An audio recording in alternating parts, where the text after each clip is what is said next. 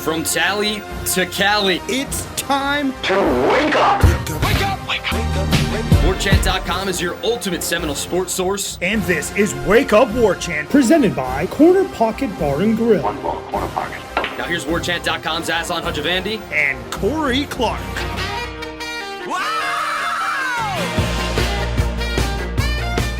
Wake up! What is up, everybody? It's Wake Up Warchant, presented by Corner Pocket Bar and Grill. Coming up on today's show, 4-0. You hoped for it. You wished for it. It's reality. Did the defense win the game in Death Valley? And is the offense going to get it figured out? We believe so. We'll dive into it. Wake Up Warchant, presented by the Corner Pocket Bar and Grill. CPTallybar.com, the website, 2475 Appalachia Parkway. Physical address, as you might have grown accustomed to here, having a victory burger on your Mondays, everybody. That's the daily lunch special over at the Corner Pocket Bar and Grill on Mondays. Only $8.99, half-pound Black Angus burger with lettuce, tomato, onion, and pickle. And then a side dish of your choice. Straight fries, curly fries, onion rings, potato salad, coleslaw, broccoli, side salad, tater tots, or freshly cooked potato chips. Can't go wrong with either of those. Can't go wrong with a victory burger on a Monday. Half-pound Black Angus burger. Check it out over at the Corner Pocket Bar and Grill. CPTallybar.com, the website. Warchant.com. Hope you were able to take advantage, first-time subscribers, of that big weekend special. 50% off an annual membership. That's no longer the case. Full freight. Still worth it, though, right, Corey? Oh, absolutely. But you blew it if you hadn't already locked and loaded. Like so many of our listeners have. They're subscribers, and they'll tell you it's worth it. Yeah, absolutely. But go to warchant.com. Stay connected on everything with Florida State. We'll probably have a third and Lang later this week, I would imagine. Maybe not, because we don't have an upcoming opponent. But the 3-2-1 will be up. Obviously, Corey's post-game columns up there. The Vitamin Energy Warchant wrap. Post-game show brought to you by DeLuna with Gene Williams and Tom Lang. All that stuff lives, breathes on the YouTube page as well as warchant.com. And we got you covered even on an off week. Corey, what a weekend, my friend. Some of us drove further than others to attend this historic event, I guess. You know, not try to be too snarky, too tongue-in-cheek. But, man, it's been such a long time. And for Florida State to pull it off, I guess ironically, coincidentally, in overtime, which is the way they had to do it last time they beat Clemson 31-24, it did not look good. Maybe we'll talk about that throughout the show. But the fact that they were able to win, what did it demonstrate? What do you ultimately walk away from feeling-wise after that game on Saturday? Yeah, man, it's another one where you kind of survived and advanced. You exhale a little bit, and you know that, like, you have essentially a 3-game lead on Clemson in the conference. Duke has a 2-game lead. You also have to assume, is Clemson going to win out from here? If they win out from here, you might face them again, maybe.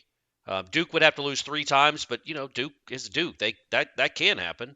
But I when you just look at that game, man, it's like, man, the offense had a stretch in the second quarter where it looked like the offense. The defense started out horrendously. But, again, you won the game. And I thought Clemson played well. And I know people want to get upset with the way the offense did not run the ball, the way the offense looked throughout the day. Clemson, I think, is the best defense they're going to face. That is a good defense. You can look at that Duke game. I'm telling you, go watch the game. Go look at the drive chart. That Duke team was struggling to do anything against Clemson's defense. It's just the Clemson offense kept giving them the ball. I thought the Klubnik kid played well, and you still won the game. So, we again, I said this on the Warchant wrap. I'm not – there are certainly things that need to be corrected. Clearly, look at every team around the country. They all have things to correct. But, man – it'd been 10 years since you'd won in that place. It had been since 2014. What were you doing in 2014 when Smag beat them in overtime? Where were you, Dothan? I was in Baton Rouge, and Mississippi State was playing LSU, and I was in the photograph room editing the game for broadcast, and then I had a tab open to the game, and I went like berserk when they pushed it to overtime. Everyone's like, what are you cheering about? I'm like, Florida State. And everyone's like, oh. You know, like, oh. So Dak Prescott. You were watching Dak Prescott play a college football game. Correct. That's how long it had been, man. So what I just think it's such a neat, cool, great. I don't know if it's great, but it's a really cool moment for this program and for this team because, you know, I was bringing it up on the drive home with Stephanie and Brady after the game. It's like, man, 2 years ago they were 0-4. Oh, Brady was there? Yeah, Brady was there. Brady right, went. Brady nice. and Stephanie sat together. Stephanie said it's the hottest she's ever been at a game. That's because the Clemson people put the Florida State fans as close to the sun as possible. They are way up there. That's crazy. I hope Florida State returns the favor. Yeah. It puts their seats in the parking lot next year. I mean, that's just nuts. But anyway, they started out 0-4 2 years ago. And that's when Norvell had his moment about after the Syracuse or after the Louisville game when I asked him. And since then, Jordan Travis is 19-5 in his last 24 starts. And as you alluded to last week, Aslan, when you asked him about it, he's now got a Clemson feather in his cap. He'd already beaten Miami twice. He'd already beaten Florida. Now he's beaten Clemson. And this program just to where it was, where you come out of a game like that, not feeling like they played all that well. And you just beat Clemson in Death Valley. And Clemson was 81-1 in their last 82 games when they had a 10-point lead. And you just made them 81-2. I mean, there's so much to take away from that. Your big-time players making big-time plays when they absolutely had to. The defense, again, righting the ship after it looks like they've hit an iceberg. It's a team that apparently, right, knows how to win. And that's a great quality to have. It's awesome to be talented. It's awesome to have NFL players, but also it knows how to win. And that defense, really going back to the Florida game of last year, has now had 4 chances where it could have given up a game-tying or a game-winning score in the final minutes, and it's 4-0. It's gotten to stop every single time it had to. So kudos to those guys, and just not a perfect win, not an aesthetic win, but it's Death Valley, man. What were y'all expecting? They were favored by 2 points, and they covered. They covered. So no, I was really just happy for Norvell and happy for Florida State fans and happy for Jordan Travis after that game. I think Jordan tied Chris Winke's record for most touchdowns accounted for, if I'm not mistaken. No, he eclipsed it. The one to Keon. In overtime, Yeah, he's at 82 now, so he eclipsed it for most touchdowns accounted for in a career. I was rewatching part of the game, and I saw that, and I'm like, imagine if somebody telling me that, like in 2020, like not even the 0-4 start, but just like after the Pitt game or, Louisville game. Just like, yeah, he's going to end up having, breaking Chris Winke. Like, sure. Yeah, man. And he's still got like 9 games left. Yeah, it's crazy.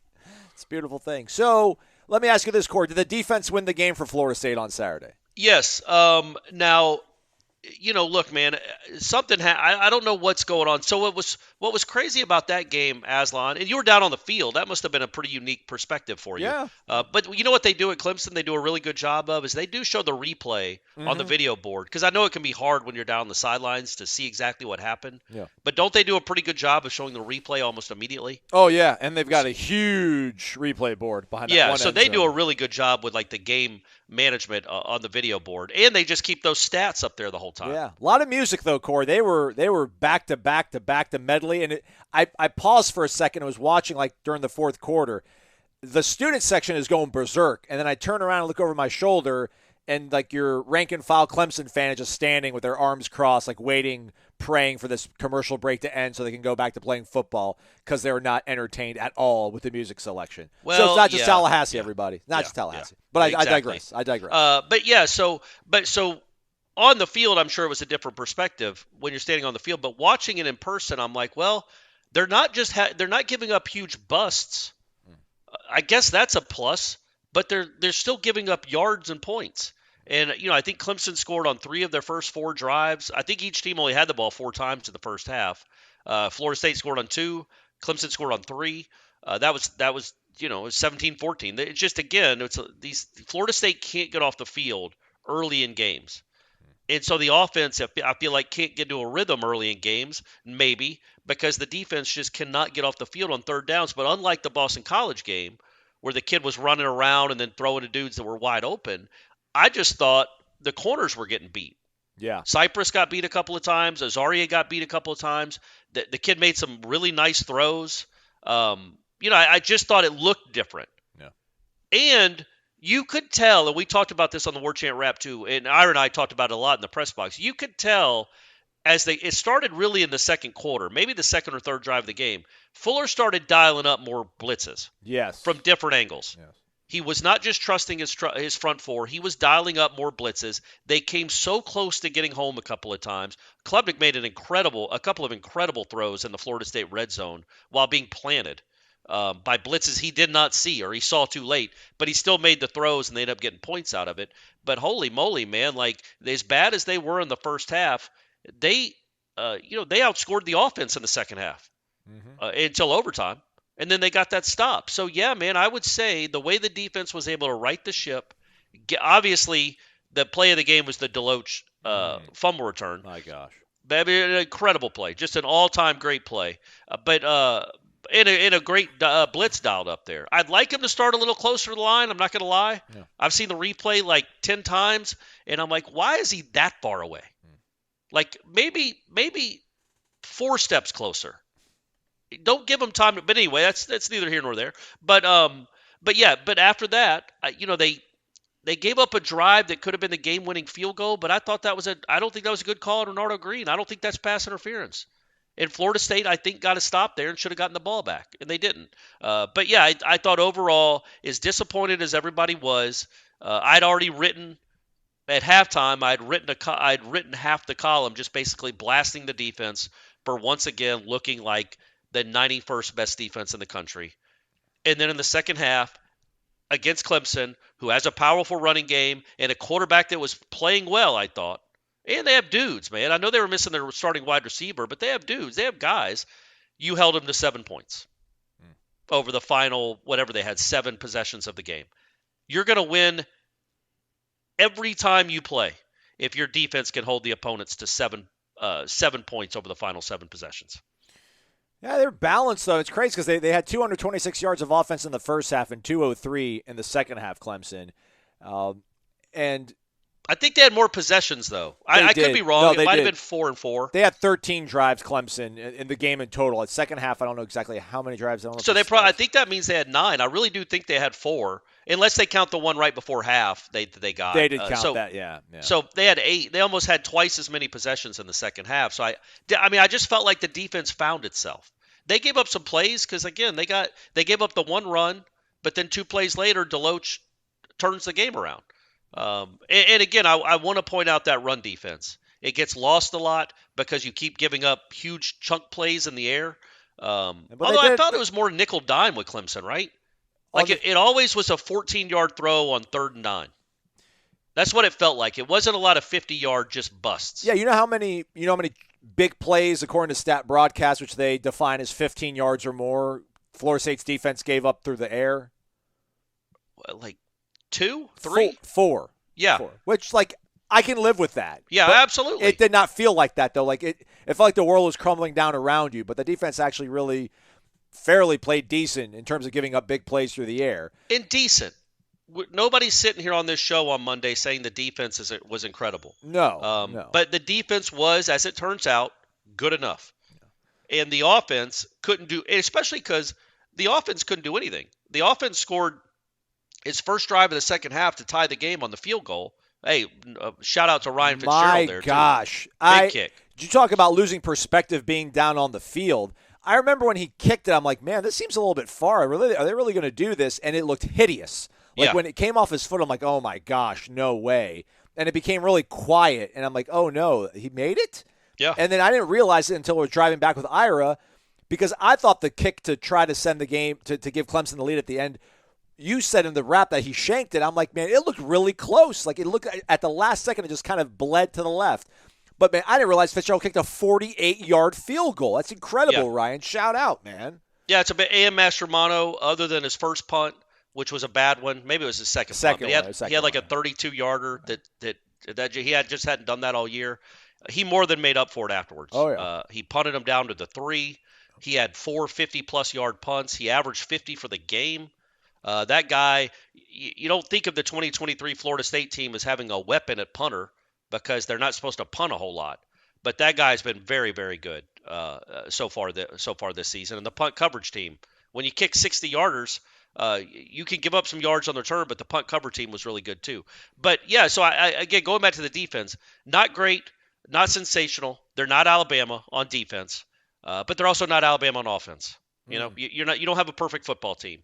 I think you've seen this offense, in my opinion, play the struggle more than it will struggle they won't come close to struggling like this the rest of the year. I think they got into a funk against Boston College, and then Clemson, they were just facing a really good defense that was hard to block. In a really hostile environment, everybody. Correct. It was nuts. Aslan knows he's on the field. Yeah, it was nuts. It's crazy how loud that place is, even for a noon game. It's crazy, and they're not even ranked. It's just crazy. So for them to come out with a win, and for them not to turn the ball over, and again, they just played. I thought they played pretty complimentary football in the sense that Florida State's offense, while it didn't do anything for a large chunk of that second half, also didn't give Clemson the ball at the 20, where it's like, okay, you're already in field goal range, 2 first downs, you're in the end zone. They made Clemson earn it because they took care of the ball, and then the defense made Clemson earn it. And that's remember how frustrated I was with the Boston College thing? Is like, man, you're just giving up easy points and yards. I didn't feel like anything Clemson got was easy. They just made plays. They beat your guys. Like Cypress, cover better. Yeah. Azarie, don't let that guy get inside you. Yeah. Renardo, break that thing up. Yeah. By the way, Renardo, again, I know he gave up some catches because that's going to happen to cornerbacks, but one of them was just a crazy catch the kid made down the sideline. Yes. I think it was Renardo that had the play on the third down in overtime where he got the kid behind the line of scrimmage. Renardo's he's just a very, very good college football player. Yeah. What stands out to me, I think, that the frustration grows from it, that there were a couple busts, clearly, but like the 2 plays that I remember were like Byron Turner somehow ending up in responsibility downfield on like a tight end wheel route, which like you never want to see that. And then I don't know if it was the same drive, or it was the last scoring drive for Clemson of the game, but that touchdown before the play that set up that touchdown where I think they pounded in from the 1 yard line, like Omar Graham crashed down on that Brennanstool guy. All he had to do, he wasn't like necessarily in coverage on that guy, but that was his responsibility. It was just to reroute him. It was get your hands on him and push him. It was within 5 yards. All you have to do, you're screaming down at this kid, get your hands on him, push him, reroute him so he doesn't get into motion. That was a play that jarring came on the blitz. It was almost home in time. But, man, Omar comes way too fast. Like his hands it's like he had Crisco on his hands and just slid right off of Brennanstool. Brennanstool cuts right into the middle of the field, and Clubbing was able to get out. So when you see, like, you have Renardo Green and you have Greedy who struggled, but, like, they've got really solid players that you like. But when you end up seeing, like, a Byron Turner out there and then a big play happens, and then Omar Graham is thrown out there and then a big play happens, it's just – I get Kalen DeLoach can't play all 85 plays or whatever, but you're just like, golly, like I wish maybe this off week depth maybe has to be kind of figured out and massaged a little bit, because you probably can't afford those guys to be in big situations against Miami and Florida. Well, but I mean, that's not. I don't necessarily blame Byron Turner for that. I mean, would Gilbert Edmond have done better in that? Yeah, that's a tough ask. Yeah. What I saw in that play, because that happened in the corner of the press box we were at, is that, and this is what one of my complaints about the way the defense was playing, is they were bringing blitzes, and they do bring them from a variety of ways, but they always come so far. Yeah. All of their, like, think about when Clemson would. When it was 3rd and 8 against Clemson, when Florida State had the ball and it was 3rd and 8, they would have 7 guys at the line of scrimmage, 4 of them looking like they're going to blitz. Not all of them would come, but at least a couple of them would. But they would come from different directions, and they'd also maybe back up right before the snap. Yeah. But Florida State, they do a great job. They obviously do a great job disguising these blitzes because they never get blocked, but they're so far away that you're a half second late. So I would like maybe when you're blitzing Azarie, by the way, he came free on a blitz again and missed him again, like Azarie. You did it in the Boston College game. You ended up getting the sack. You and I can't remember who was there too. The when they made him punt to end the game. But it was Renardo, wasn't it? Who? No, it was. I thought Renardo came on that blitz. But you're right. It was Azarie and a defensive lineman. I can't remember who. But come in a little more in control. Don't be shaken so easily that the kid gets to get outside of you, and then all of a sudden he's got a path to look downfield. But either way, I like that they're blitzing. I like that they're not just being vanilla with the front 4. I don't know enough about football to understand why their blitzes come from so far away. But I'm saying that as I talk about a 4-0 football team that's still top 5 in the country. Apparently, if they keep winning, they're just going to keep getting pushed further and further back. They're now number 5 in the AP. They were number 3 2 weeks ago. They're 2-0 in the last 2 weeks, including a win in Death Valley, and now they're number 5. But it's fine. It'll all play out in the end. But yeah, I would just like to. The Clemson's defense, man, the way they put pressure on a quarterback and the offensive line to decide where the pressure is coming from is really, really impressive. And I'd like Florida State to maybe do a little bit more of that. But I say that knowing that Deloach came free because nobody accounted for him because why would they? That's part of it, though, right? Like, yes, is that part exactly of right. If he's closer to the line, they're talking about where Deloach is. Yeah. So I get it. It's just, man, if you count that, that's like 3.5 seconds before he gets there. Yeah.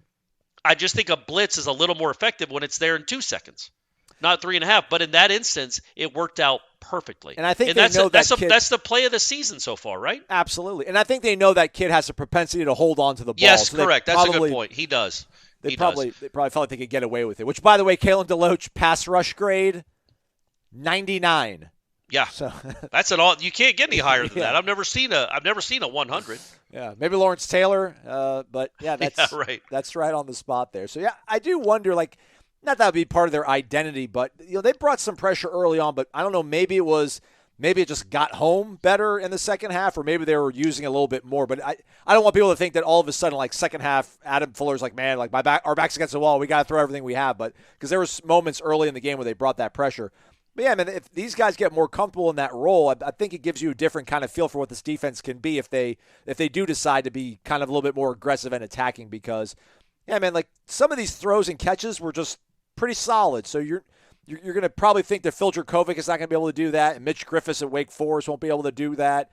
So they can maybe get away with taking some more chances on defense because they're probably going to give up big plays too, so you got to create some big plays as well. So I'm fine with them blitzing. You obviously are as well, Corey. Do you think we'll see maybe more of that? Is this something to grow off of from what they were able to put on tape Saturday? Yeah, I mean, probably, but I also think the opponent dictates it. I think Clemson's game, they weren't. Some teams are just going to get rid of, like the Southern Miss team. There was really no point in blitzing them because he was going to throw it as soon as he got the ball back from the center.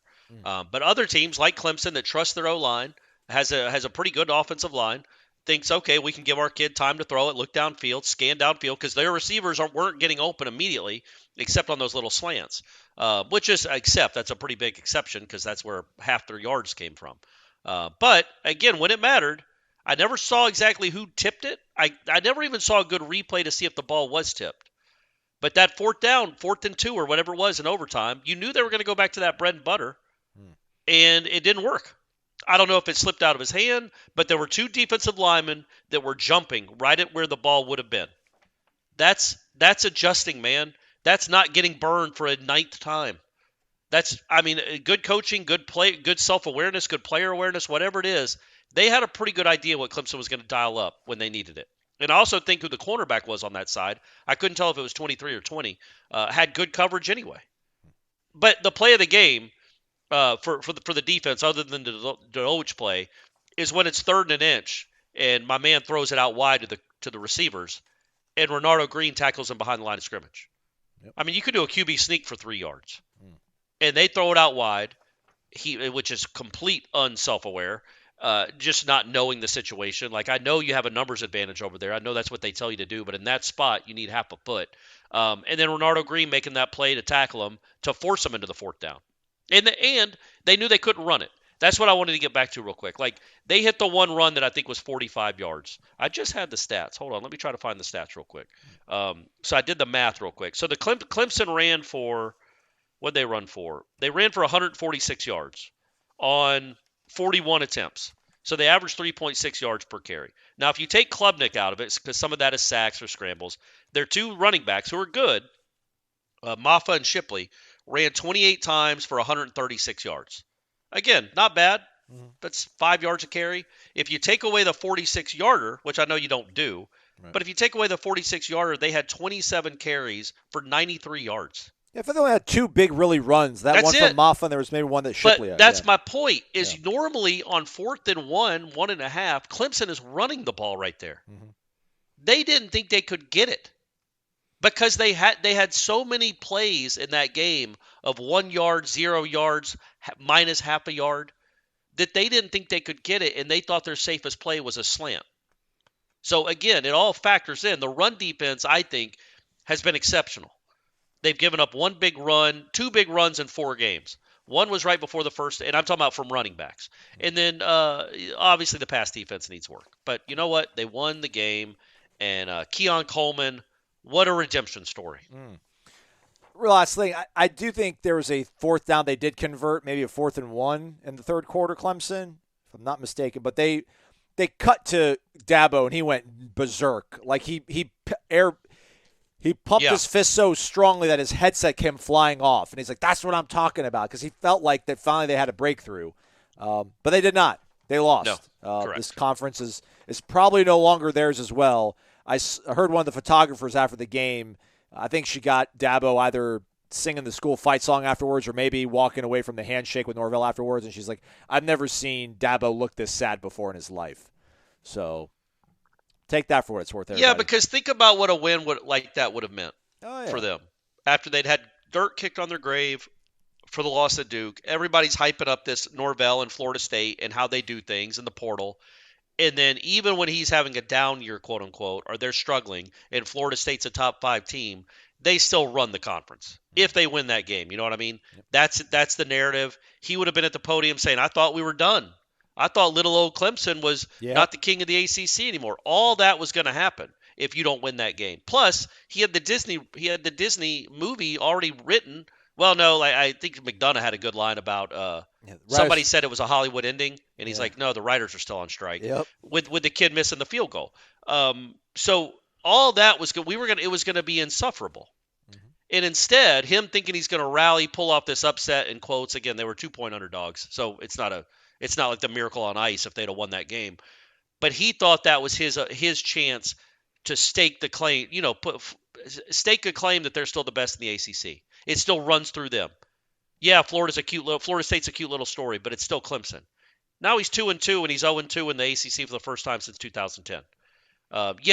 It's some mirror time in Clemson because, it does not just that. Remember, man, 3 years ago, if they'd have played that game, Clemson would have scored 80 on them if they wanted to.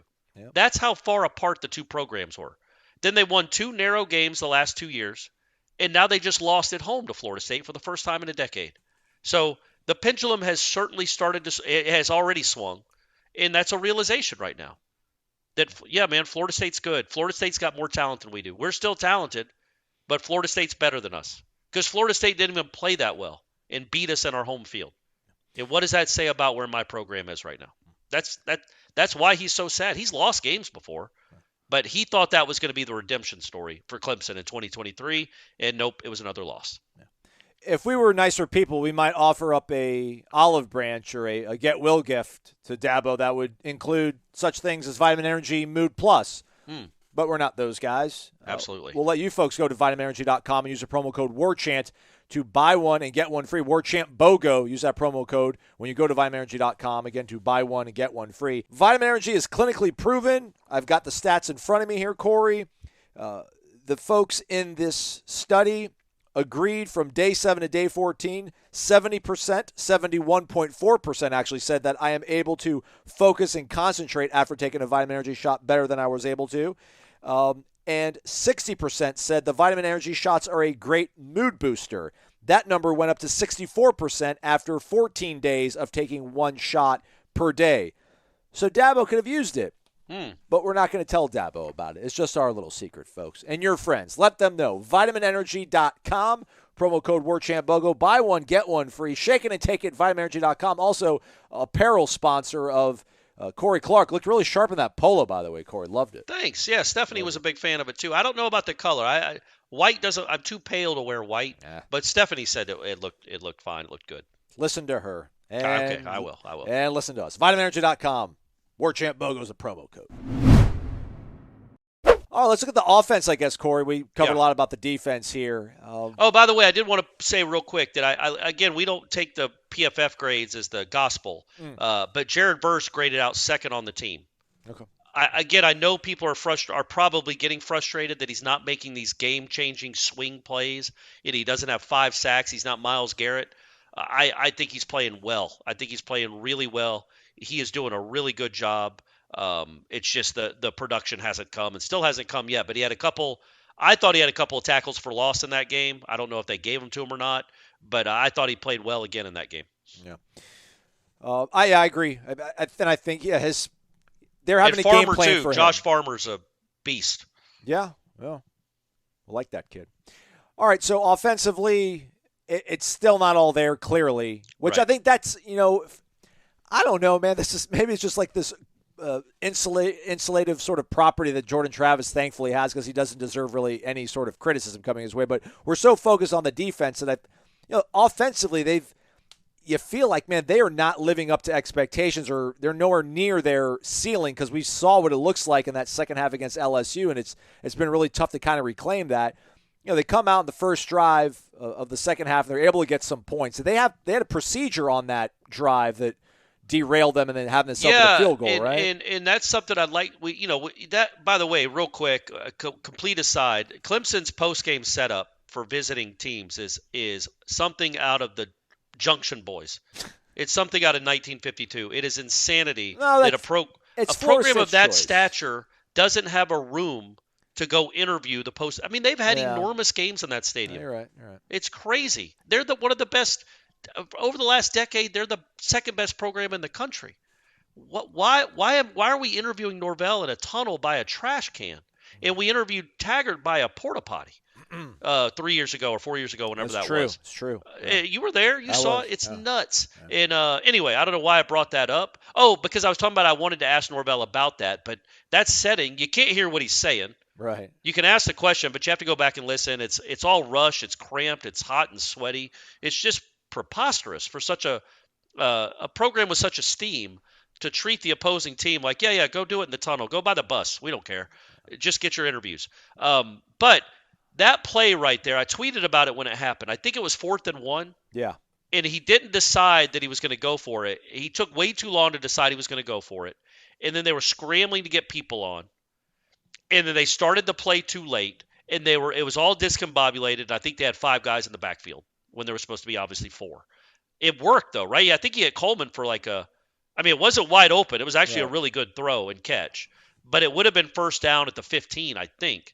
And instead, it was a penalty, and then Fitzgerald's having to kick a 48-yarder. But the point being, I think it's smart right there not to call the timeout. You are discombobulated. We get it. But, man, those timeouts in the second half, especially when you get the feeling it's going to be a close game and you don't know if your defense can get stops, at that point you didn't, they're so precious. And I think he made a good decision by trying to rush the stuff on and get the play called as opposed to calling the timeout. Now, it might have cost him 4 points. I don't know. But either way, that procedure hurt him. And I think they had another penalty that was goofy that hurt him maybe earlier in the game. But, that one in particular took away a 1st and 10 at the 15. Yeah, they had 2 procedure penalties, and that was one that was a little bit more magnified. But you come out of the half. First off, like you're hoping to end the first half. Yeah, they're going to get a stop, they're going to get a score, and they're going to be able to get the ball back again. But Clemson's able to get a score on that drive that started with about 5 minutes left. So you're like, all right, they get the ball to start the second half. Well, yeah, but then Florida State scored last. Yeah, they went down and scored right before half. You're hoping you get the stop though before that. You're hoping you get the stop. Oh yeah, and the sure, score. but you still got the chance really to score right before half and then score right. You went on a 10-0 run essentially without Clemson getting the ball. Yeah. So the fact that they're not able to maybe maximize the first possession, and it started off great with that throw to John. You're like, all right, man, here they're in business. But Ryan was able to hit that 48-yard field goal. You feel fine, but then they go 3 and out the next 2 possessions, and like this, it's crazy when you look at a score. It's 31-24, but before that Kalen DeLoach play, I mean, they felt dead in the water. And it's because it wasn't because the defense was allowing Clemson to run up and down the field on them. It's just the offense seemingly could not find any kind of rhythm. And I don't know how much of that's the offensive line being makeshift, how much of it's that the setting, the venue. It was so loud and having to communicate and hand everything off. But like to see them not, be able to get things figured out coming in crunch time like that in a game of that magnitude. That's the most concerning thing to me. Like, I don't know, maybe the defense, the expectation I've had for them and how they're playing is not being met, but it's a gap if they just you hold your thumb and your index finger just a little bit apart. Yeah. But the offense is not coming, and they will. I think that's ultimately what I'm trying to get to, Core, is that this offense is too talented, has too many veteran guys to not get this thing figured out. But I just wonder, where do you think? Is it simply Clemson just having good personnel and a good plan that was able to slow down Florida State for practically 20 minutes of the game or 30 minutes? Well, look, I think the biggest problem the offense has right now by far is it can't run the ball. It even stopped even trying to run the ball pretty early in that game because, look, they tied the game 17-17, and then they got to stop. And then Rodney Hill, who I think is going to be really good, it's a 1st and 10 call. Rodney Hill he can get to the edge, and from where I was sitting, it looks like he can get 15 yards at least. He had to get really wide, though. He had to get really wide. Well, he would have, but I mean, he's got the speed to do it. Yeah. And instead, he kind of Le'Veon Bell'd it, like just almost came to a standstill, and then gets tackled for like a 2-yard loss. And then what bothered me most about what they did against Clemson from a strategic standpoint, a game plan standpoint, is so many runs on 2nd and long. 2nd and 10 after an incompletion, or 2nd and 7 after a 3-yard completion or a 3-yard run. You're guaranteeing you're going to have a 3rd down and probably a 3rd and long. They could not run the ball. They could not run the ball in 2nd down. They knew your quarterback wasn't going to keep it. You know what their average 3rd down distance was, Corey? I would assume 8. Yeah, 8.1 yards. Man, that's crazy. That's just you're not winning 1st and 2nd down. You're really not winning 2nd down. You were awful on 2nd down. They were. That's the thing. It wasn't just predictable that they were going to run the ball, but it seemed like uninspired run calls as well. Well, but see, I wonder, and I don't think they would ever admit it because it's a schematic thing. It's a game plan, competitive edge type thing. But I think so many of those calls on 2nd down are reads. They're RPOs or they're reads. And Jordan is the one that's deciding to hand it off. Well, he can't. Like, at some point, you have to say, quit handing the ball off on 2nd and 11, man. You're going to have to keep it once. I know your shoulder hurts, man, and you can't take a hit. You're going to have to keep it once just to keep them honest. Or we're going to have to or hey, Mike, don't even call that. Don't even give him the option to hand the ball off on 2nd and 11 because it did jack squat the whole game. The whole game. You always put yourself in 3rd and 8. And 3rd and 8s against good defenses, especially on the road, are really hard to pick up, even when you have really good receivers, which Florida State did. Going back, I thought it felt like they were on the precipice of maybe taking control of the game. They were down 17-7. They scored right before half. They got to stop. They start the second half, go down the field, and if it's not for the procedure penalty, maybe they score again, but they still tie the game. Then they get another stop. And now you've got your offense on the field in a 17-17 game after you're down 10-0. And then you run it to Rodney Hill, who I think makes a bad read there. And then on 2nd and 11 or whatever it is, you give it to him again. And now a possession that you think has a chance to maybe give you the lead, you're staring at a 3rd and 12. And all of a sudden Clemson's got life again. And that sequence was a really bizarre one there. But also I felt like after that moment, and they did it a couple of more times, I thought it was basically, like I talked about, like they kind of were like, we're going to run and shoot it. We're throwing on every 1st down. We're throwing it up to our 2 guys. They threw it, I think they threw it 21 times combined to Keon and Johnny. 21 times. Now, some of them didn't work out. I get it. The throws to Johnny down the sideline where Jordan's kind of sailing it out of bounds, not ideal. But, man, those 2 guys are really good. And when your back's against the wall, when you don't have a running game, when your quarterback can't run, which is a huge part of what he does and what you do, and your back's against the wall, you still, man, what a security blanket to throw it to those 2 dudes. And I thought that when it mattered, which was the last drive of the game, well, I shouldn't say when it mattered. They all mattered. It's not like when it was 24-24 with 8 minutes to go. I'm like, well, thankfully that drive didn't matter. Go ahead and punt it. Yeah. They all mattered. But late in the game, when they got the missed field goal, the passes to Johnny were enormous because you didn't give Clemson a chance to win the game. I know you'd have liked to seen one more completion, but at least Clemson didn't get a chance to win the game in regulation. And then also I think Keon really got held on the fourth down. Like I watched Travis as soon as he threw it, and he's doing the holding motion, thinking a flag is coming. And Keon said afterwards, he's like, well, we didn't get the call. We didn't get the flag on the last play of regulation like we should have. Yeah. He was held, and they didn't call it. But even still, you got the ball on the other side of the field where Clemson didn't have a chance to go win the game if you didn't convert. All because of Johnny Wilson's 2 huge catches. And then Keon did what he did in overtime. So the offense was gross at times. It struggled at times. Part of that is Clemson's really good, and you couldn't run it. But you still made those receivers went out and made a couple huge plays when it absolutely had to have it. 37 attempts for Jordan, but they have him credited with 42 targets. Johnny and Keon were targeted 25 times. That's crazy. Those 42 targets. So how many incompletions did he have? 16? Yeah. So like 15 of them were to them. And look, man, Keon dropped a ball, I thought, early in the game on third down. He did. Yes. That could have been caught. Johnny got a couple PB, like they broke it up. They came through them and broke it up. I thought the Clemson DBs were pretty good. I know that was supposed to be a weakness of theirs last year, but I thought they were stout, man. I thought that was good secondary. Yeah, they competed. But again, Keon, that's a great. He made it look so graceful and easy. That's just a great play. And I love that Jordan said what he said afterwards, that they felt disrespected. You were disrespected, man. Basically, if you guys didn't watch the video, and you should, of Jordan Travis after the game, he's like, we felt completely disrespected. They disrespected me as a thrower, and they disrespected my 2 wide receivers because they covered them one-on-one the whole game. And the counter would be, well, yeah, and you essentially scored 17 points the whole game. It worked. It worked. Yeah. But and he took blame for that. He's like, there's some throws there I have to make. There's some opportunities there that I didn't take advantage of. That's on me.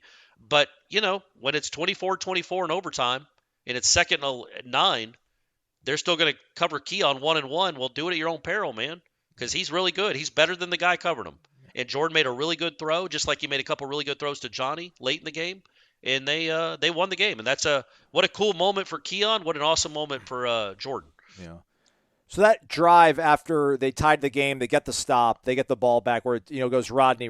They did get the offsides call against Clemson, so they had a 3rd and 6, but he wasn't able to get the pass completed to Jaheim. And then obviously their next, Clemson takes the lead on a touchdown, and then they go, 3 and out again. It's a sequence in a game that end up winning. So I'm not sitting here and lamenting and trying to gnash my teeth over this. I guess we're just hoping that Jordan will get right physically here on the off week, and then whatever he's dealing with, which we don't know the specifics on, and again, if we did, we wouldn't be able to really communicate it to you. Maybe we'd be able to code language it somehow. We know it's obviously the left side of his body. Rest, yeah. It's his non-throwing arm, probably it's wrapped. It's the upper arm. We saw him get hurt, and it's wrapped, and he even admitted that he tweaked it. He tweaked his shoulder, is what he said. After the game. Yeah. It just seemed like we knew the weapons they had in terms of throwing the ball, running the ball, but it always came down to Jordan making the right decisions, which I think he mostly did. There was one ball that he threw in the first half that on the field I'm like, oh my gosh, he did not see the underneath coverage, and that should have been a pick. Yeah. But I watched on the TV early copy. on in the game. Yeah. But on the TV copy, I'm like, oh, he threw that well over that guy's head. And it went right to Keon. It was a perfectly thrown and completed pass. Oh, you're talking about that one. I'm talking about the one the Clemson guy dropped, because he did throw one that should have been picked, and the Clemson kid just dropped it. Yeah. Well, Fentrell could have had a pick early in the game too. Yeah, they traded drops. That would kind of maybe affected it. But you just thought that he's going to make the right decisions. He has the right amount of weapons around him, and he's got an offensive line, which now apparently is compromised, and we don't know how whole they're actually going to be able to be.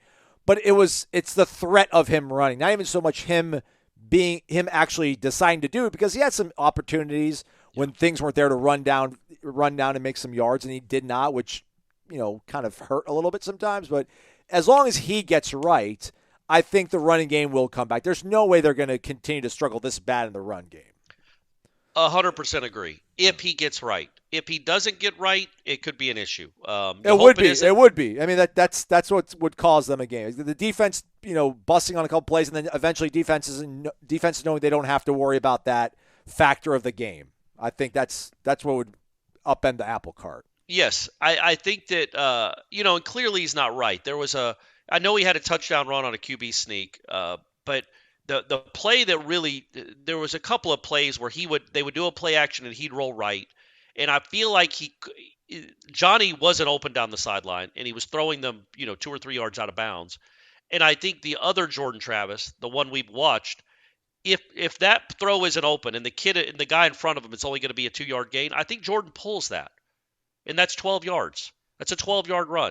He's him one-on-one, that he's not worried about that. He's going to make you miss an open space. And he just doesn't have that option right now. And there was a play late in the game, it might have been on that last drive actually, where he pulled it, ran around left end, made a dude miss, got free, ran like 2 yards past the line of scrimmage, and then just basically took a knee, slid down. Which if he's healthy, he's not doing that. He's going to get extra yardage. And late in that game, after the throw to Johnny on third down, got him at a first down at like whatever it was, 40. There's no chance that if Jordan Travis is healthy-ish, he's not pulling the ball on a quarterback draw or a quarterback power and running for 8 yards. That's just part of the weaponry they have. And that's one of the reasons that this offense was so good. Think back to the Florida game last year, and if Jordan Travis couldn't run the ball. Yeah. Well, whoops. You would have lost to that Florida team. Like, it's a big weapon for this offense, and now they have to either get him healthy, which they have 14 days, and then really 20 days, I guess. I don't know. When would that be? 14 days till they play Virginia Tech. You hope he doesn't have to run against Virginia Tech. That would be nice because Virginia Tech doesn't look very good. And then let's see what this offense looks if Jordan Travis, after 3 weeks, is healthy-ish in a running threat where he's not going to be running 15 times a game, but 5 times a game, just to keep him honest, that changes the whole complexion of the offense. Because Clemson knew he was not going to pull it. They knew it. Yeah. And when they know that, you see how hard it can be to run. But also, look, man, he didn't play perfect. Clearly, he didn't play perfect. I don't get to see the all 22. I don't know what his reads are. I have a hard time believing some of those throws to Johnny down the sideline or the right read. But I don't get to see the all 22. Maybe Destin Hill's just staying in the middle field doing jumping jacks. And Jordan's like, nope, you're not number 4 and you're not number 14. I'm not throwing it to you. Sorry. But he made some huge throws. And I thought his best one, Aslan, I don't know what your view of it was. I think it was in the fourth quarter when it was still tied. Well, it was tied the whole fourth quarter. Was the throw to Jaheim down the sideline. I mean, that is a dime. Yep. It's about 35 yards in the air. Jaheim is really well covered, but it is a great throw that just deflects off his hand. Yep. That was a great throw. So he made some throws, but the middle of the field, I'd like to see that utilized a little more. So a lot of throws downfield to your 2 really good receivers, and you won the game. But I do think what you saw in the second half against LSU, really most of the game against LSU, that's what this offense is. That's what it can be. Right now, it's crazy to even say it, right? It feels like it's stuttering. Yeah. It's sputtering. That's probably the word I meant, sputtering. Yeah. And it's 4-0 and just beat Clemson. Like, that's the beauty of this thing, man. They are 4-0, and I don't think their offense, it's other than the second half against LSU, I don't think it's come close to operating at peak efficiency. Wait till it does, because yikes. And they just got through the toughest part of their schedule, 4-0. I know I said I would do something if they were 4-0, but I can't remember what it was. Yeah, I think you're supposed to give them an hour number 2 tomorrow on headlines. Oh, yeah, that's right. I might wait until the next headlines because I won't be in studio on Tuesday. So I feel like the hour number 2 would be better the week of the Virginia Tech game. But, I definitely owe one of those. But, man, think about that, man.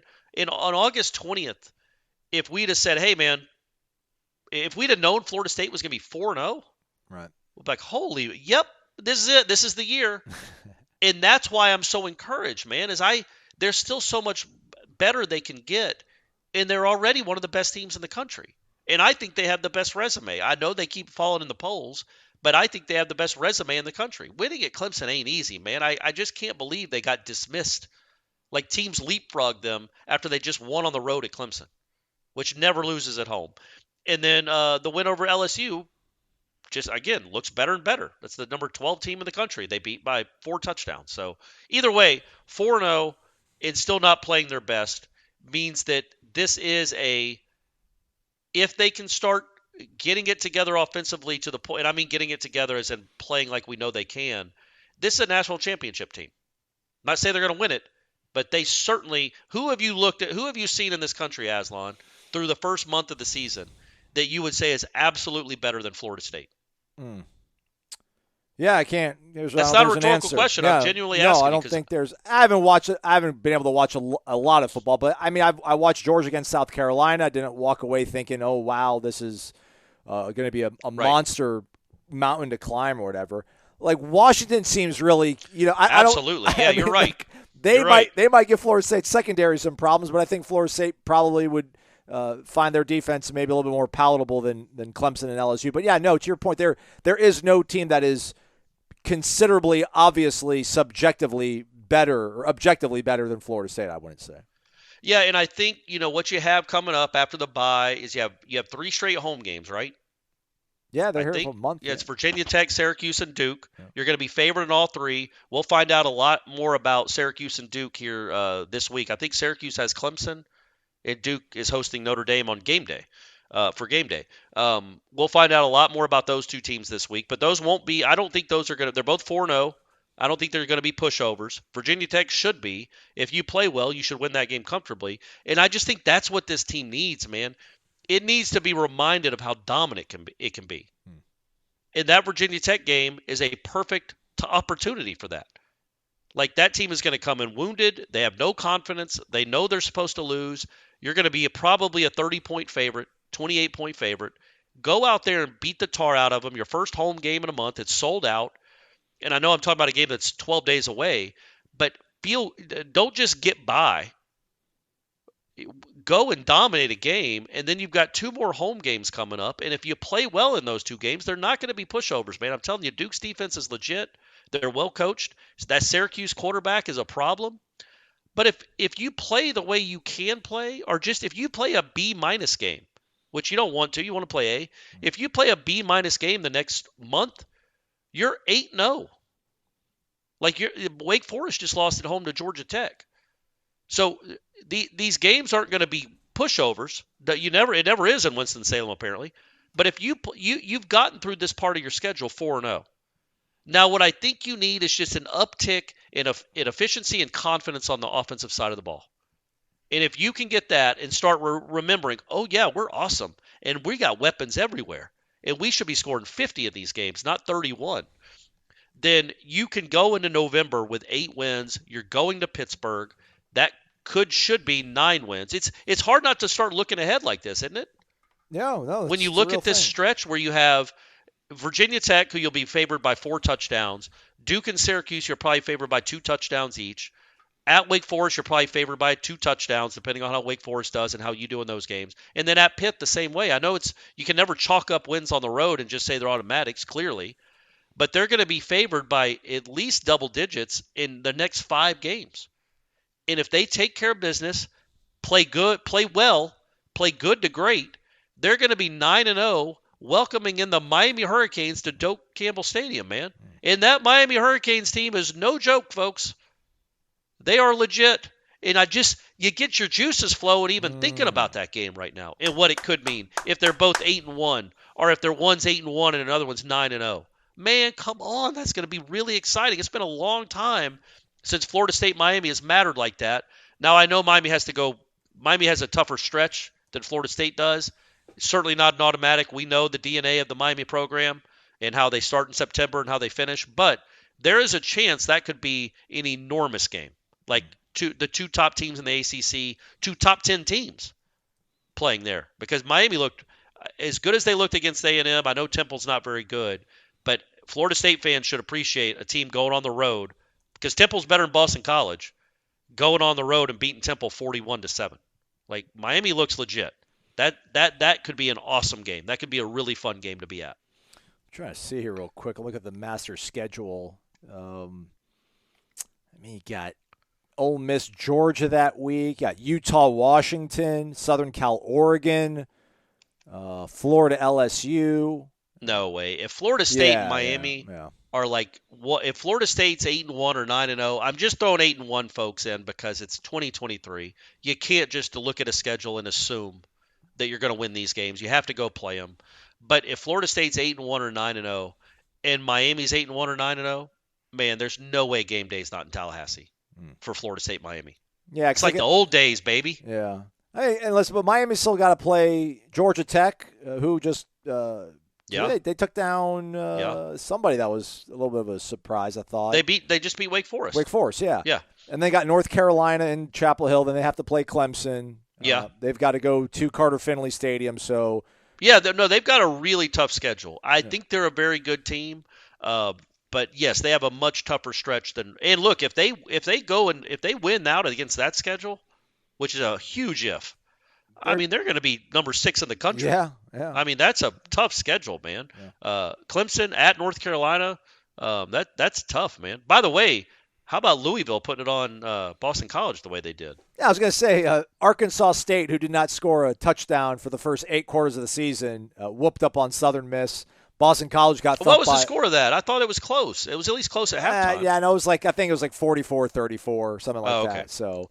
But like Arkansas State has not been good this year at all. I think they only beat Stony Brook. It was their only win. So Southern Miss might not be as good as we thought, and Boston College might not have been getting ready to take off. But I just wonder, people talked about, joked about 2013, the hopes after you saw what that second half looked like against LSU, and I probably contributed to it or whatever, so there's blood on my hands on it. But like, what if this is what they are simply? Like, we never gave up on that 2014 team. Because we saw what happened in 2013. We thought they were always capable of that because they had the same players mostly. But, like, what if they just are – I don't want to say slog through the season, but what if they just find themselves, getting everybody's best shot and being kind of like 2014-ish where you never give up on them because they've got something good in them, but, like, we don't see – because if they have one more half like they did against LSU, let's say they play like that against, like, Duke. Yeah. Everybody's all back. I mean, not that anybody's out of Florida State winning it all, but if they put together 30 minutes like they did against LSU, against Duke, or against Miami, then you're just like, man, this is what they can be, and it lives and resides in them. And as long as that's the case, they've got a shot, and I'm going to push them to be a national title contender until the season's out. Like, what if this is who they are, Corey? Like, just going to be in really tight games. There was a moment on the field where I think Clemson had taken the lead, and the defense is like on the sideline getting ready to hear from Adam Fuller or whatever. Like, DJ Lundy gets up and he starts like fist pumping everybody. He looks at Fabian and he's talking to Fabian. He's like, I got you, man. Like, we're going to get this figured out. Trey Benson comes over and like daps everybody up on the defense. And he's like, come on. He's like, we got you guys. We're going to score. We're going to pick you guys up. Like, they just, back to your point about this team knows how to win now. Like, maybe they don't have that killer instinct that Mike wants. Like, what if that's the case? I won't complain, I guess. Maybe we need to learn to live with that as being the possible reality for this team. You don't want that because when you're a better team, and they're going to be, look, man, they're going to be favored. We'll see what Florida ends up being, but they're going to be favored in their next 7 games or 6 games, however many it is. 7. Do you think they'll really be favored by 2 scores against Duke, though? If Duke wins and beats out, like, Notre Dame? Yes. Okay. Yeah. Yeah. Well, as long as Florida State plays well the next 2 games, yeah. If they're 6-0 and do, yes, I think it'll start out around there. It might plummet real quick, but I think it would start out around there.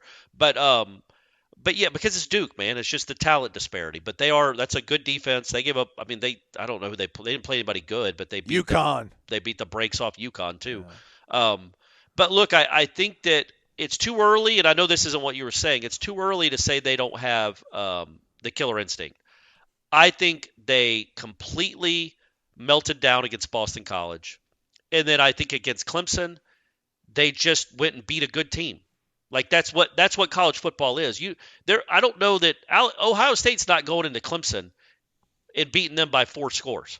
Right. Ohio State had to score on the last play of the game to beat Notre Dame. They had 1 touchdown for 59 minutes and 59 seconds of that game, and they got players all over the field. So their defense played well, and I always love seeing Sam Hartman lose.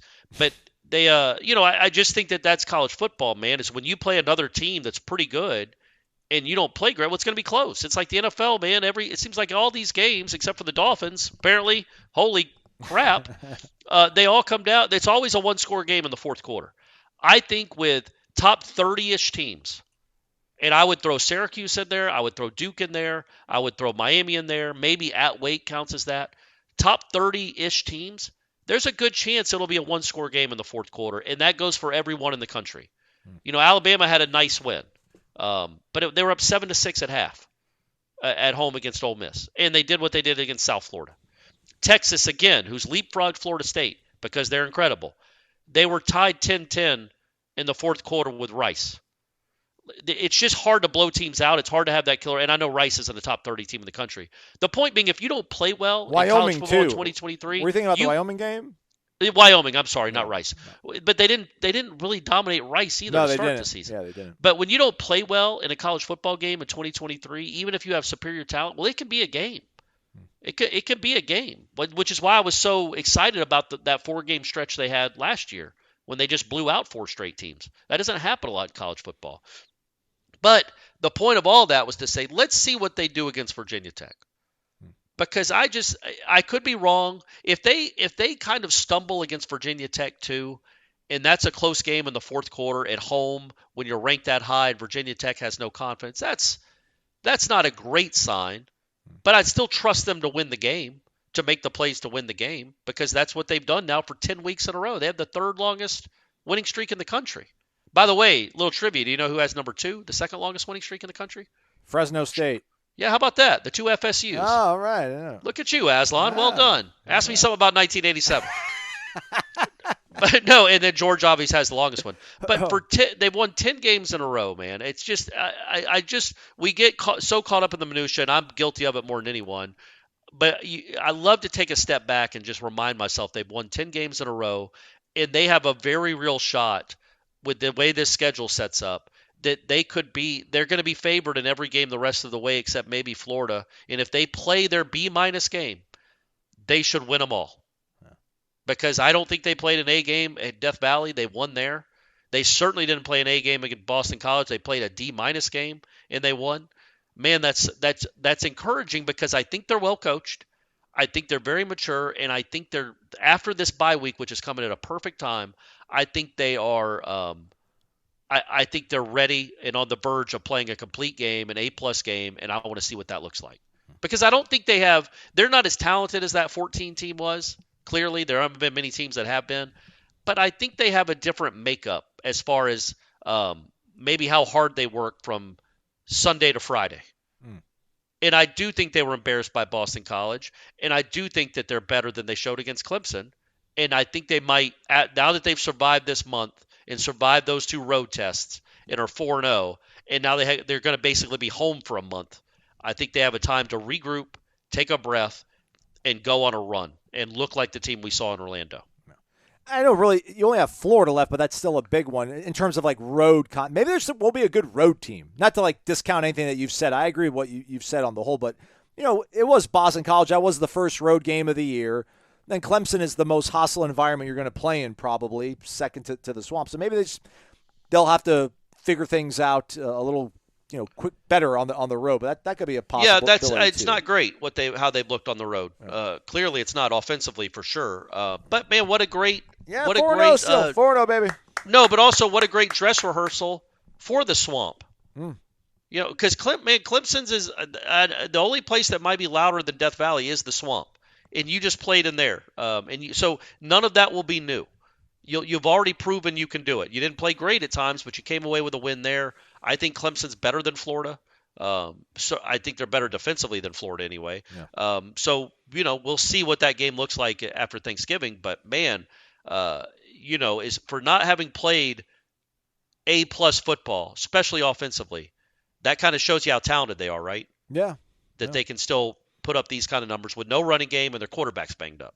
So, man, what a time to be alive, Aslan. Absolutely. I didn't know we'd ever be back here. And it feels great. It literally is like 2014 again in the sense that Florida State wins and moves down in the polls. Yeah. Game control is back. Yeah. We all thought it was going to be 13. It's 2014 we're living in right now, everybody. That's right. Except, and they might play Oregon again. By the way, tough loss there for the Buffaloes. We'll talk about that in a second. 1987, who did Florida State play in the season opener, and were they leading or for what was the status of the game after the first quarter, Corey? It was Furman, right? Or no, it was Texas Tech. Correct. And I know the final was 40-14 or something like that. And I don't know. I know it was kind of closer than it should have been early. And in fact, I know Dion gave up like a 50-yard pass in that. I don't think it might have been for a touchdown, but he gave up like a 50-yard pass in that game. Yeah. But yeah, it was Texas Tech was the first game. Correct. It was 40-16 the final score. Ooh, come on, gang. Sorry, guys. Sorry, I apologize.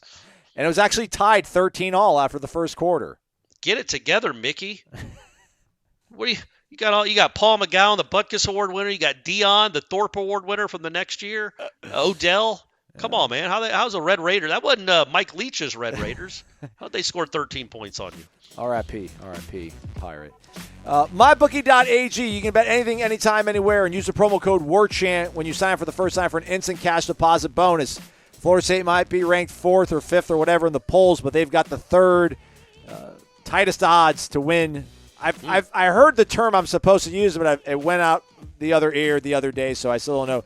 Because it's not better necessarily, but Georgia's plus 204, Michigan's plus 450, your Florida State Seminoles are plus 770.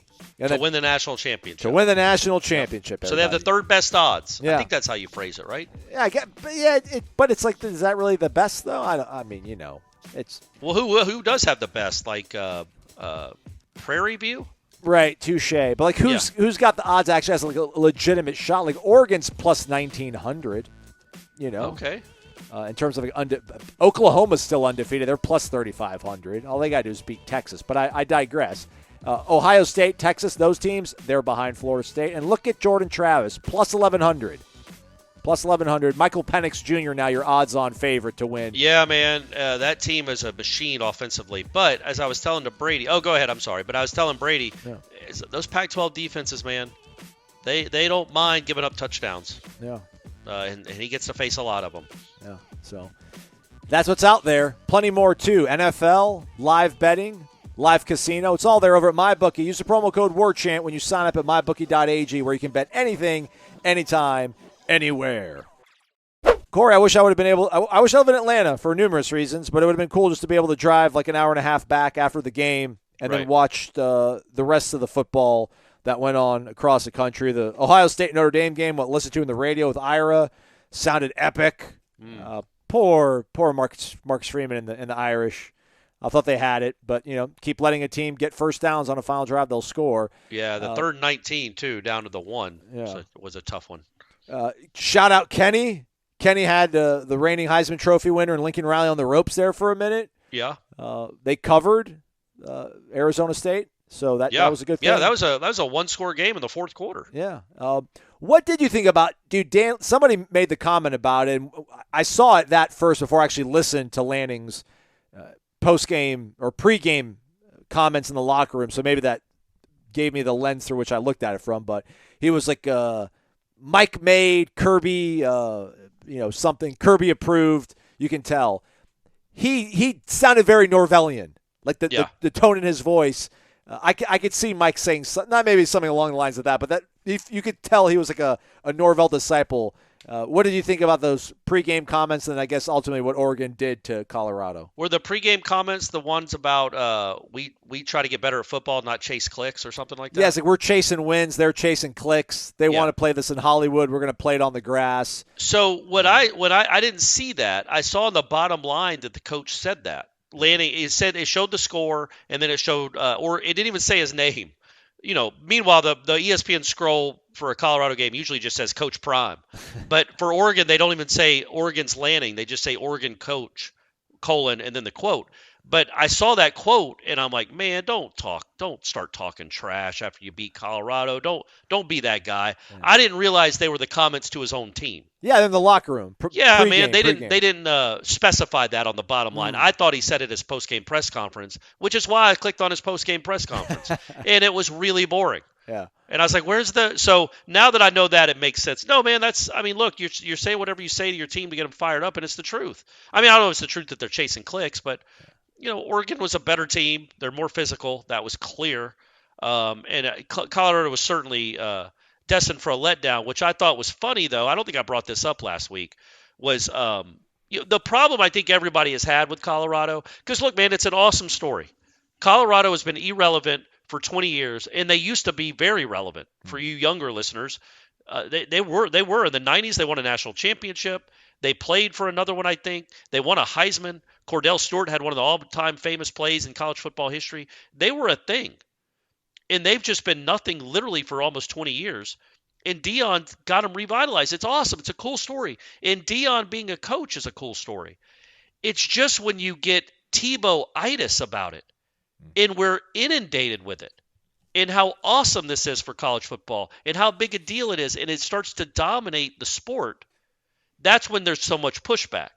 And so, yes, a lot of people were rebelling. I was outside at a tailgate after the game on Saturday at Clemson, and people were very, very happy about the score of that game. And I don't know if, it's probably a little bit of ill will towards Deion because of, some stuff that happened last month. But it's also just like enough of the Colorado, man. Like, let it breathe. You don't always have to do this to the next big thing all the time. And so I think it was, and I was actually more encouraged now that you say that it was before the game that he said that, because I didn't want Dan Lanning to get caught up in that nonsense. Yeah. But yeah, kind of saw that coming, especially with their best player not playing. Travis Jay got some burn in that game, though. Yeah, so did Travis Brennan Jay Gant. got to play. Even Brennan Gant got a couple plays in that game. I know he's been hurt, so that's good to see. But yeah, Colorado's he assaulted a fan too, apparently. What? Brendan Gant, he was going into the tunnel after the game. I think somebody said something to him, and I think he leapt up and ripped, I think maybe sunglasses off a kid and threw him or something like that. I bet the kid was saying, "I got your sunglasses" or something. Something. Probably. I don't yeah, know. man, this is what happens. This is the reality of when you become that big a deal that quickly, and we're just inundated with it. Oh, but getting back to the point I was trying to make, it finally dawned on me. So I was watching this middle of the Colorado State game, and it's Quinn. Is it Quinn Kessenich? What's the guy's name? Yeah, that's Quinn the Kessenich. sideline guy. Quinn Kessenich. He talks so much he's almost like another member of the booth. Yeah, man. He thinks he gets paid by the word. It's crazy. Yeah. And they go to him all the time. Yeah. But anyway, so he's talking about this story about how Deion, he's talking about Deion and the Flash, and it looks like it's style over substance. But then he closes his little 30-second remarks by saying, and the truth is, there's no coaching staff in the country that works harder than Coach Prime and his staff. Right. And it's stuff like that bothers the sane of us. I'm not saying they don't work hard, but how are you saying that? You don't know that. Why would you say that? Don't tell me that Deion's staff works harder than any staff in America. That's preposterous. You don't know that. You would have no way to quantify that. And it's just an insult to other staffs. They've done a great job. They've made Colorado relevant, but you don't have to go above and beyond and tell me that Tebow is somebody I want my daughter to marry. And that's what happens so much with these flash in the pan type stories. I don't know, Deion's not a flash in the pan, but you know what I mean. Right. Like the flavor of the month stories is you get so burned out by them so quickly because that's modern day media. And I brought that up because what was I going to say about Colorado? There's something else about. I saw Brooks Koepka being interviewed on what was it? It's one of the Barstool. It's Pardon My Take, I think. Okay. He's friends with those guys. Yeah. And they started, and he's like, hey, and they were talking about Florida State football. He's like, hey, man, Florida State's back, huh? He goes, yeah, they look pretty good. And the other guy, I think his name's Big Cat, Correct. goes, yeah, y'all blew it. Y'all could have had Deion. And Koepka's like, yeah, I know, man. He's like, you blew it. You could have had Deion, but you don't. Now he's at Colorado. And I was like, Brooks, could you remind them that maybe that Florida State's number 4 in the country and undefeated?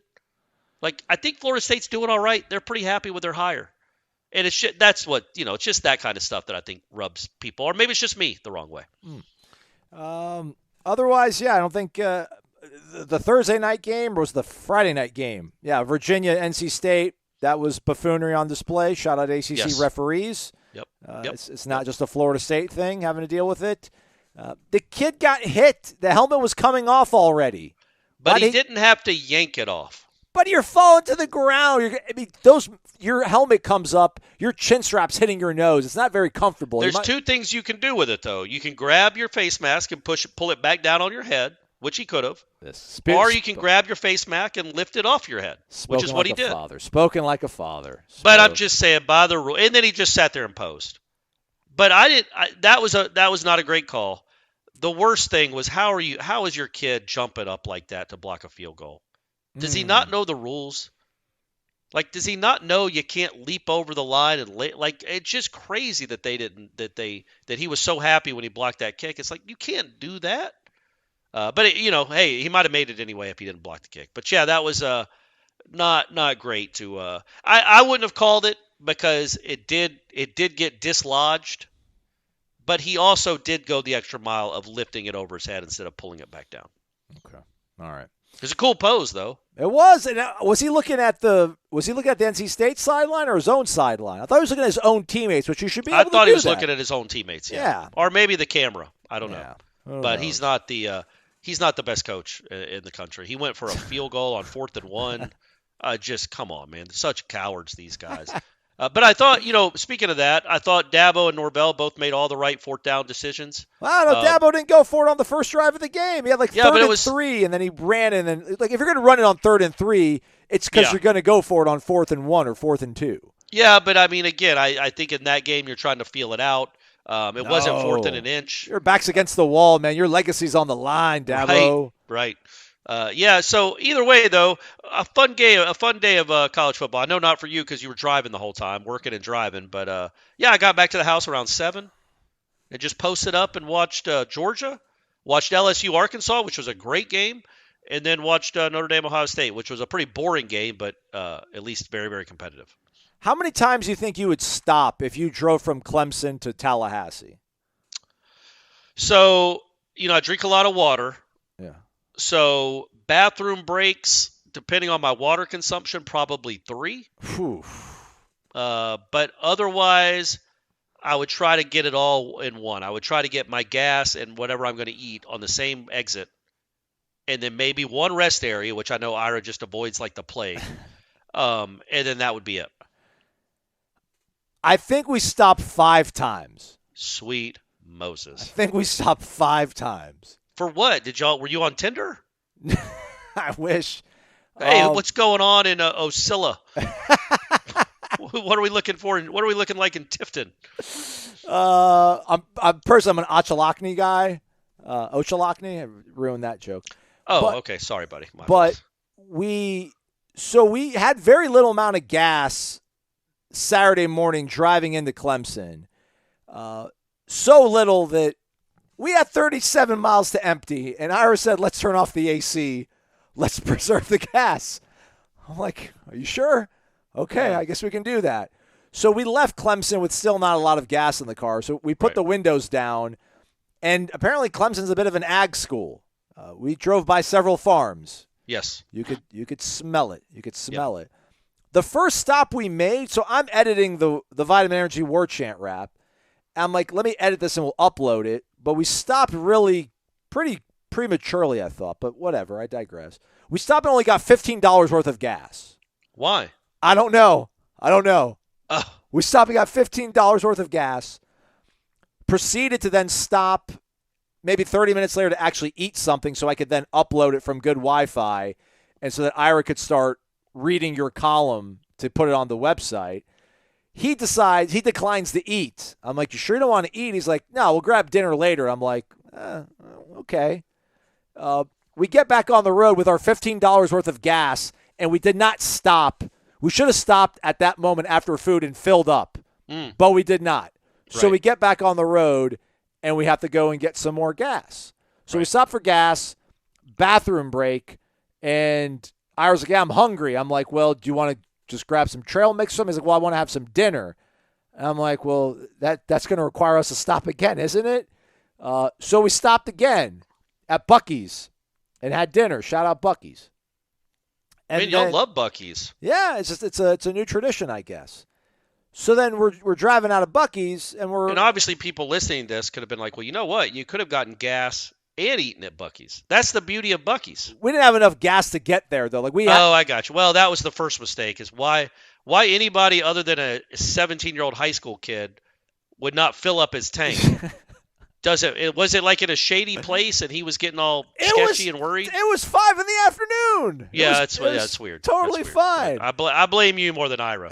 So and people wonder why me and Ira get in fights all the time on road trips. Aslan doesn't. I drove till we had like 5 miles left in the car. I'm like, all right, now we'll stop and get all the gas that we can get. So we stop, get gas. We stop at Buc-ee's. And then we're driving, and Ira's tired.